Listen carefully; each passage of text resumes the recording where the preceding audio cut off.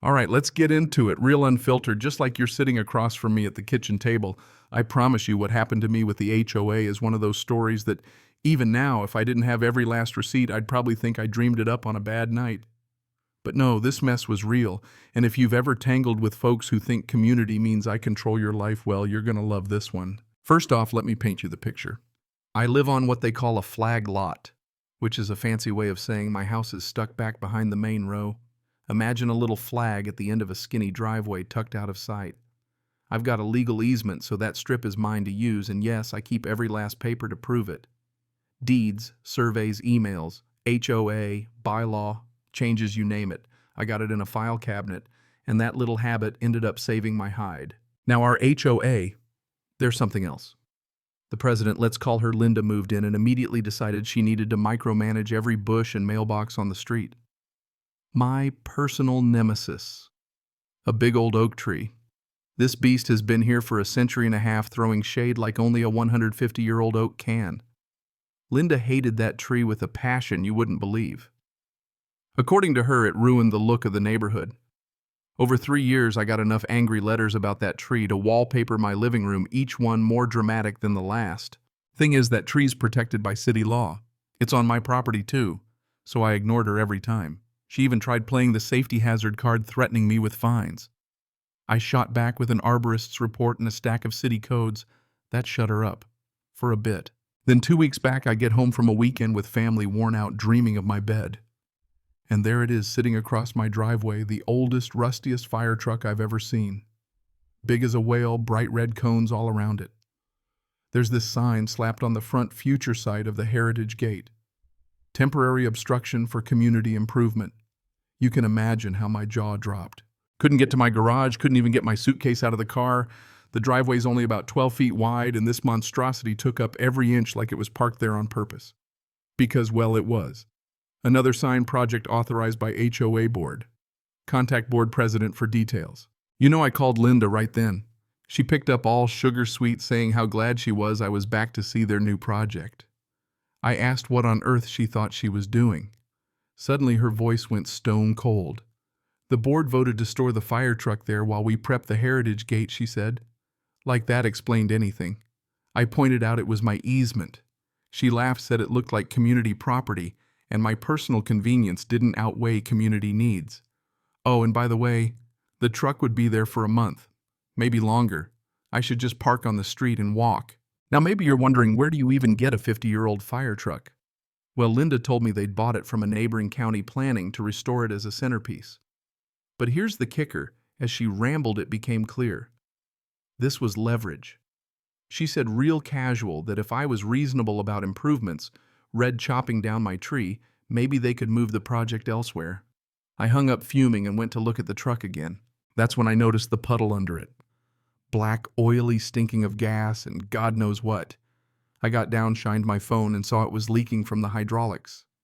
Suddenly, this wasn't just an eyesore, it was a hazard. I snapped a ton of photos, time-stamped, then started making calls. Left a message with city planning about an unpermitted structure blocking deeded access. Called the environmental hotline, reported a petroleum leak. All on the record. Next morning, I dug deeper. No permits for any Heritage Gate. Nothing on file with the city. Total scam. I called the local towing company, the one the HOA uses. Dispatcher told me Linda herself had ordered them not to touch the fire truck. Great. So I switched tactics. I treated this like what it was, an abandoned leaking industrial vehicle blocking emergency access. Called a heavy recovery outfit from an hour away. Explained the situation, property rights and all. They said they could handle it, quoted me over $4,000 since they'd need a crane to lift it. Bill goes to whoever owns the truck, they said. Music to my ears. That night I got every scrap of paperwork in order, deed, survey, photos, everything. Wrote a letter authorizing removal of unauthorized equipment from my easement at owner's expense. Thursday, 8 a.m. I was out front with coffee when the recovery guys showed up. Big truck, massive crane driver, looked like he'd seen it all. Took one look, checked, the leak nodded. He had me sign snapped photos for the records. Neighbors started peeking out, drawn by the commotion. Took 2 hours, but finally there it was. The mighty Heritage Gate centerpiece swinging in the air, dangling from a crane. Faces in the crowd. Priceless. The driver loaded the truck on his flatbed, handed me the receipt, and off they went. My driveway was finally clear. Didn't take long. Linda came marching over, face red, shouting about theft and community property. I stayed calm, handed her the recovery company's business card, showed her the receipt. Explained the truck was at a secure facility, could be claimed any time for the full bill. She spluttered, threatened police. I told her be my guest. Then she asked how much it cost. I told her $4,200 plus $200 a day for storage. She went white as a ghost. "How are we supposed to pay for this?" she snapped. "Not my problem." I shrugged. The recovery company would deal with the legal owner, her HOA. But I wasn't done.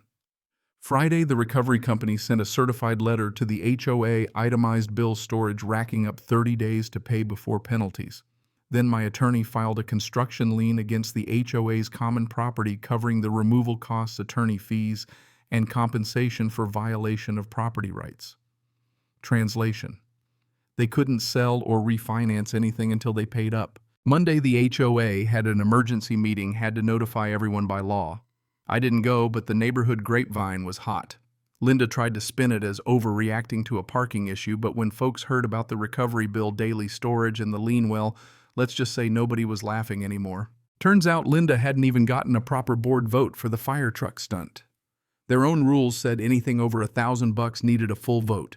Worse, the insurance company flat out refused to cover the costs, said it was unauthorized. So now the HOA was stuck, and Linda had hung them all out to dry. A few days later, the HOA's attorney called me. Polite, businesslike. "We'd like to settle," he said. They offered to pay every dime, recovery storage attorney extra for my trouble.